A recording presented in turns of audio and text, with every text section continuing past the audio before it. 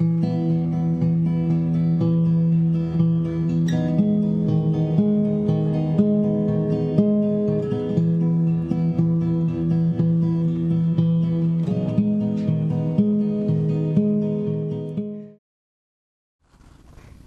Whitney lives in Brattleboro, Vermont, with her husband and 2 children and 14 chickens. She was born into a family of avid readers and has always loved reading herself, and started by writing stories, with poetry coming a little later in middle school when she might write about the Beatles, and in fact had written about one poem that moved her onward in her love of writing, which she might cringe at the time now, but also noted how beautiful a high comes with our composition of poems when we write, and also at the time learned how poetry can transform sadness and isolation that sometimes we feel, particularly in the middle school years, into something else. These days, in addition to writing and raising her daughters, she works as a yoga teacher. And Diana noted that one of the best parts of writing is dropping into a flow state where language gets easier without being forced. And she sees a connection of that with yoga. That yoga provides a flow of integrating breath and movement beyond the critical mind. And with her writing, her essays and poems have appeared in many publications, including the Boston Globe and Washington Post and Dartmouth Alumni Magazine, and she has been on Vermont NPR radio and other radio stations. She has a parenting column called Spilt Milk that is syndicated in 4 newspapers and is now being collected into a book. And her first collection of poetry is Wanting It, which was released this August. And this is what poet Major Jackson has to say. Behind Diana Whitney's debut collection of poetry, Wanting It is a tremulous spirit full of wonder and imaginative agitation. Her poems are ancient secrets that luxuriate as much in the natural world as they do in the ancient sources and songs of her forebears, and our wondrous lives as humans who desire and love. Such an abundance of torrential light will be felt long after this book is read. And she's here to share some of her poetry with us this morning, so please give a hand to Diana Whitney as she comes up here. So people are talking about frost this morning, but in Vermont it did actually snow. So I thought I would begin with a summer poem, just to remind us. And this is called Hindsight. It was the kind of night June was made for, a night worth twice its weight in syrup, lemon balm air like a soft, damp cloth wrung and wrung by capable hands. It was a thick night you could eat alive, a souped-up night of steam and ginger, a night no one quite believed was real, except it was there and ripe for the picking, cash crop of love under the butter moon. The boys and girls slipped out of their skins, took the dark lake like a sidelong glance, parted the curtains of cedar wood as the firefly meteor shower began. One boy on the shore cupped a bug in his hands. It was cold light, perfectly efficient. He showed it to the girl, dripping oil and water, how the bulb kept pulsing but gave no heat. The night spread a rumor, but the girl believed it. Her heart was a peach in a bowl of bones. His heart was the stone, and he hunted for insects, spelling her name in fire on the sand. He said, "Look, the moon's drawing water," meaning forecast, meaning rain. Though she heard, "You are the halo, the weather, the circle of cirrus conjuring change." Then the night stepped out of its black chemise and lay its head across their laps.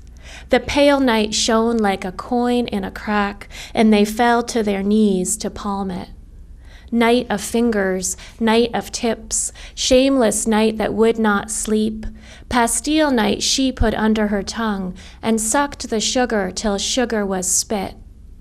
Then he slipped it quickly into his pocket, and it balled up small, picked up lint. It swallowed its pride and turned to a pebble, then a piece of gravel, than a speck of grit. So I went back to visit my old high school about a month ago, and I went to read poetry to the AP English class, and this was terrifying for me because I was unhappy and awkward and felt invisible, and so I thought I was going to come back and read my poems to the class, and it was going to be some cathartic experience. And it was a little bit of a letdown. And beforehand, I was trying to debate whether I could read this poem, which is the title poem from my book, Wanting It, because it takes place in the high school. And finally, I read it to them, and they just kind of sat there like this. And I realized that the catharsis had to come from within me. So anyways, I'm going to read it now. It's called Wanting It. Wasn't I beautiful? Wasn't I desperate? Didn't I give a shit about world peace, inner peace? Only wanting it, secret graffiti spelled out in lip gloss on the locker room wall.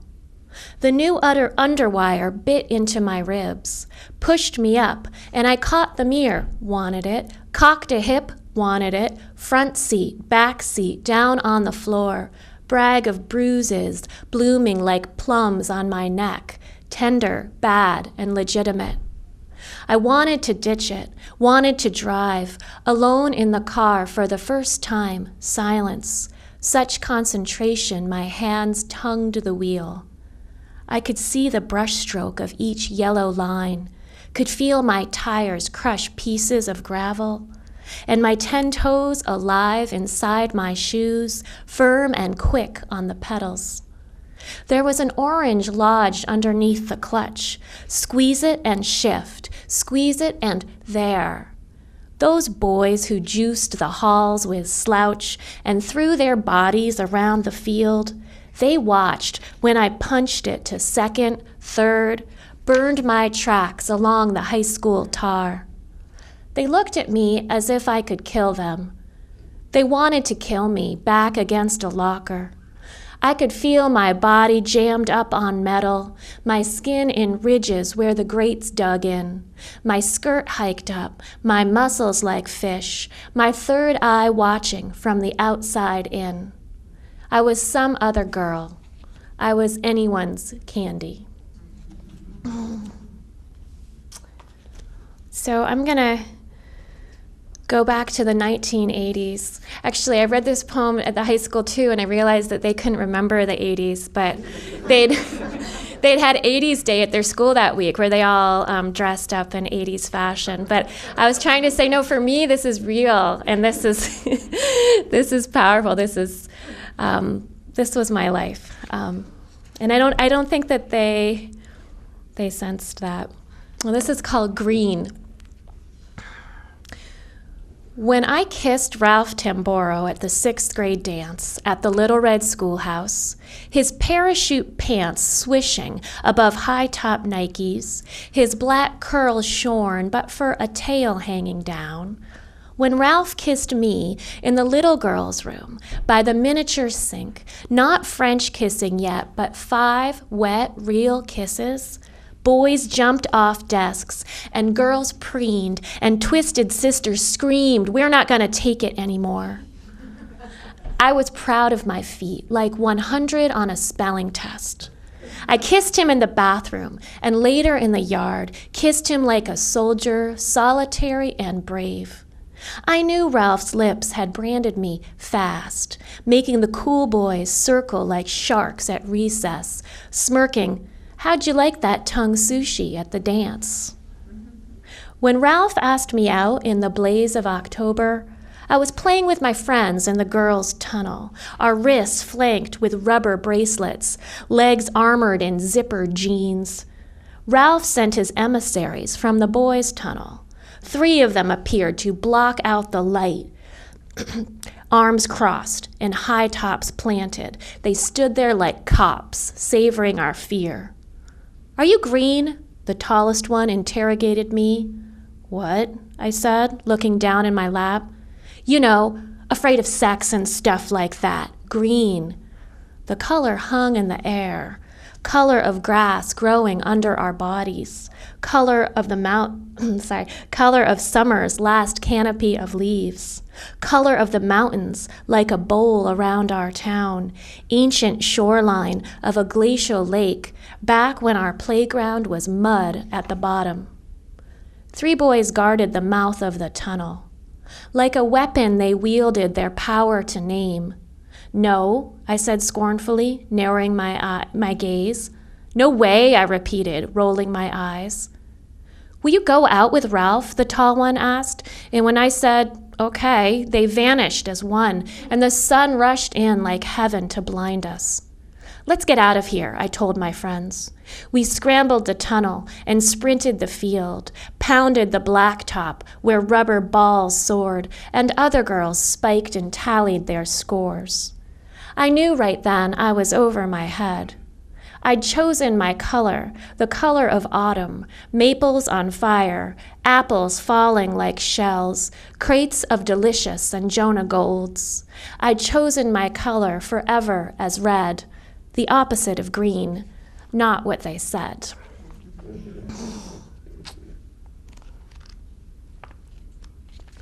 So I'm going to go back to kindergarten now. Something else, this was interesting, something else that the high school class wanted to know was, were these poems real? Were they true? And did I use people's real names? And I said, yes, I did. And they said they thought that was fair, that was okay.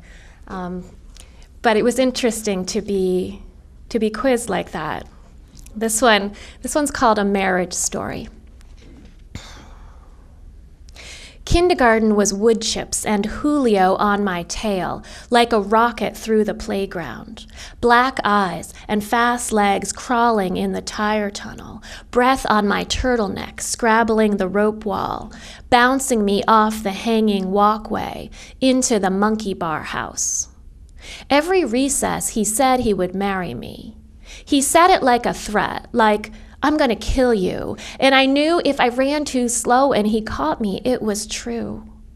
At home, my mother brushed my brown hair like a precious fleece, static crackling beneath satin ribbon as I cried for my future, for my new life with Julio. Even after the promises and parent-teacher conference, after recess inside and timeouts for Julio, I cried like the world was ending, which it was, because Julio proclaimed I would grow up and leave home, small profit in corduroys staking his claim, where boys stashed mosses and secret bones, played out their terrible shouting games. I was fast, but I couldn't outrun them. In another forest, the girl glimpsed the gold, trick apple of love, concealed in underbrush, and she slowed her sprint to gather it up. The last warrior who raced her caught her like this, reeled her in like a fish on a line. At night in the king bed, my yellow ring shines, bites my sleeping fingers sometimes without warning. So I'm going to follow this with a marriage poem. Also a true story. Drinking the Snake. Both mothers buried a bottle of vodka, old charm for fair wedding weather. But 1 week to go, the mercury rose. Skunks crept out on the washboard roads, and March rained without mercy on the melting land. Was it bad luck or good omen? They didn't know, but where did the winter wedding go? Lake ice like a floodplain, snow rotten and dirty as old horsehide.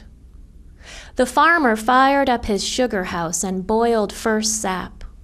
The bride shoveled the porch roof with her bare hands, loosened successive layers of storm, kicked like a and watched them slide. The groom hauled deadfall to the bonfire site. All he wanted to do was drive, roaring mud ruts in his pickup with the dog in the back, nose pricked to the damp south wind, the whiff of the turning of an unknown tide.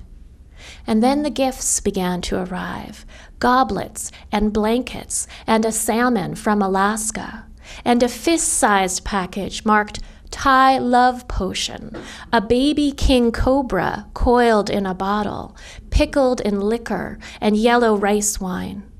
You drank it for virility, for lust and faith. When he put it to her lips, it tasted like a snake, salt and scales, the raw burn of venom, potent enough to silence the old selves, flush any doubts from their dark nesting place. In the full sap moon, they fed each other fire and prayed for what it would take. So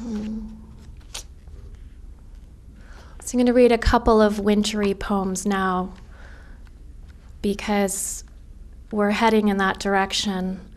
And I guess poetry is one of my ways of surviving a winter. Especially, I used to live way up in northern Vermont, long, dark, snowy winters. And I kind of miss them, that you have to just surrender to it and retreat. This is called January Thaw. Red sky glows like hot metal above the black mountain. Out of the inky dawn comes a warning. New moon, prophecy of change. Something buried beginning again. Who lit the match? The tinders within us. 101 channels of the heart, and your hands are still traveling my spine at the speed of a sentence. Is it fever or the memory of fever? January thaw glistens mud-slick roads, and I find new tracks in wet snow, hoof prints and boot prints, the hunter and the hunted. All night, silent creatures circumnavigate the mountain, one following the other in a trance of survival. Cut the grapevine for a drop of water. Chew the birch bark for wintergreen. I dreamed the red tattoos covered my belly and thighs, pale skin painted scarlet, as if the cells burned within, while the sunken firebox smoldered beneath the snow, buried under layers of leaf litter and humus, forged long ago out of transmuted hunger, and I dug and dug like a fox for a taste of iron.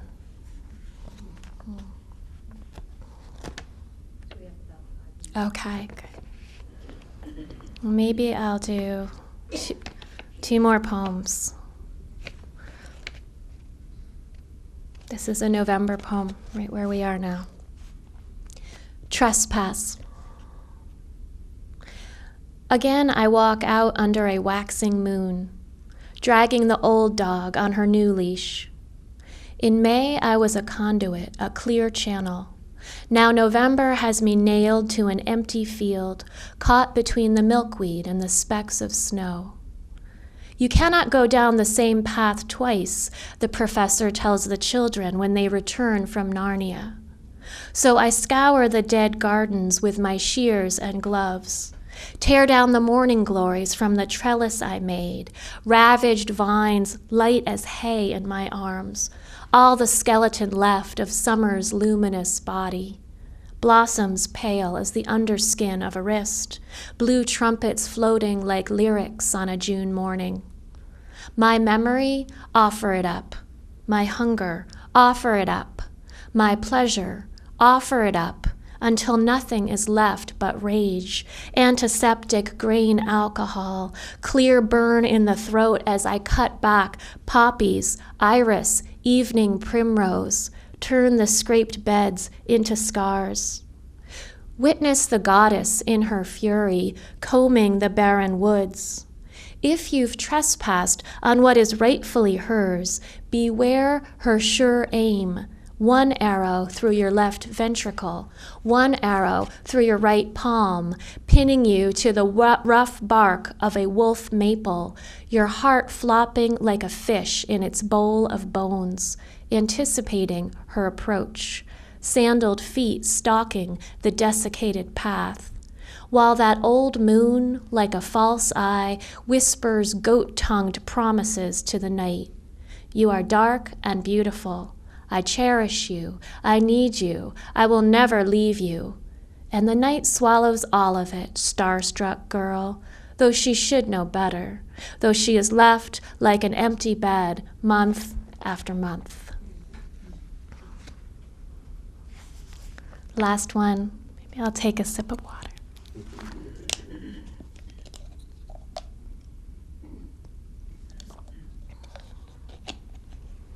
I noticed Karen mentioned a divining rod in one of her poems. This poem is called Divining. The big winters come in threes, and so we are due. Summer died last night. I was driving fast down Cemetery Road. My high beams carved a white tunnel through the black, swept the edge of the corn with their X-ray fury, the corn flashing by like a bamboo forest, so huge and leafy I didn't recognize it. Home, no porch light, 40 degrees and dropping fast. The gardens were uncovered, and the coyotes whooped it up. The cat out hunting, the dog out cold, but trembling now and then, whining in her sleep. What kind of dreams will bring a dog to weep? I wanted to be the kind of woman who always has a bag packed, a small bag with underwear and potions, ready for the road at any moment. I planned to follow my life like a divining rod, and where it dipped, I'd stop for a while, dig for water, drink. How could I know that a stick would root me here at the crossroads of dust and corn, here in the boreal forest of change, the winter coming on like a freight train roaring, pulling its rattling months of cold. And me on the dark road, parallel to the tracks, racing that engine to the river. Thank you.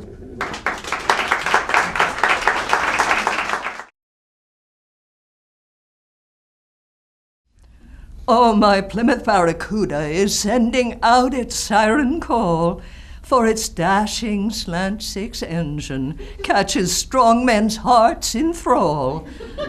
Though they raise the hood and ponder why such beauties have to stall when the rain collects in puddles and the car won't even crawl.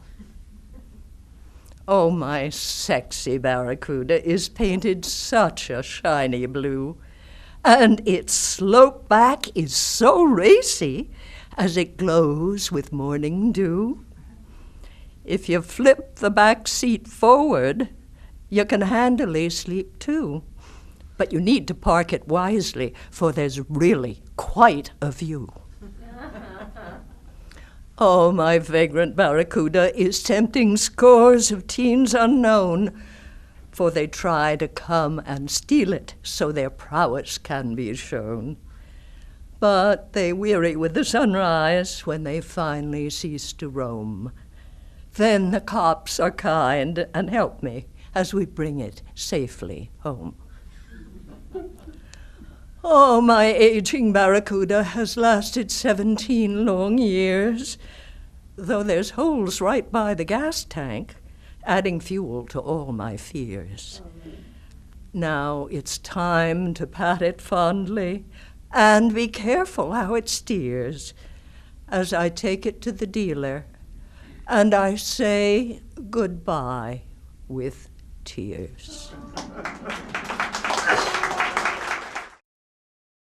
1. Language. Unlawful to mutilate is printed in English. My mother's motherland was German, now Polish, and her girl eyes saw home fade away out the back of a taxi to a train, to a boat, to an island with big cockroaches landed here, leathered in her daddy's suitcase. Language was guarded for secrets with her mom and otherwise lost. I learned 12 words of German from Grandma, too. Eine, nein, Blause, Baum. And here is a tree.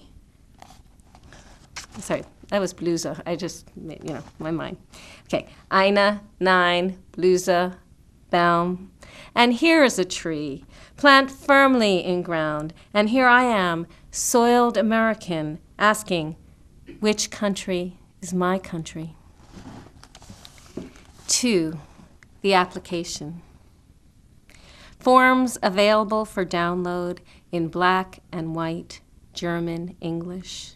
By what reason do you apply for citizenship?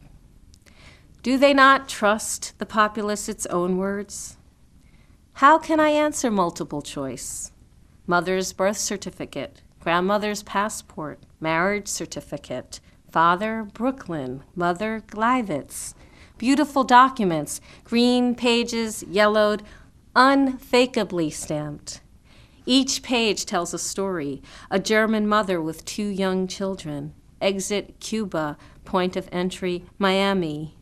My mother's motherland, by virtue of its theft, I hereby decree Article 2, the laws of revocation, and I mail it from a U.S. post office.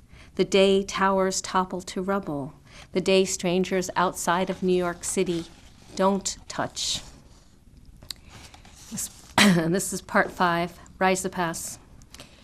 Reisepass, now Europäisch, green pages, a printed weave, a chain, threads, waves. On each page, the griffin falcon, fists raised, head turned. No question, who is citizen? A union of order and difference. And finally, European passport.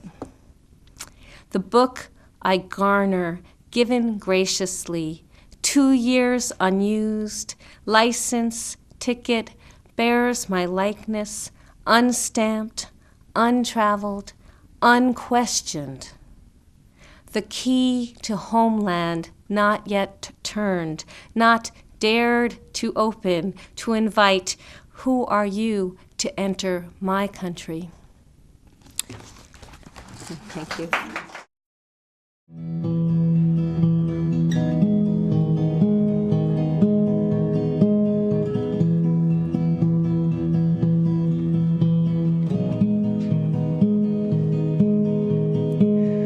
Lavender, jasmine, rosemary, peach and pear, apricot, then there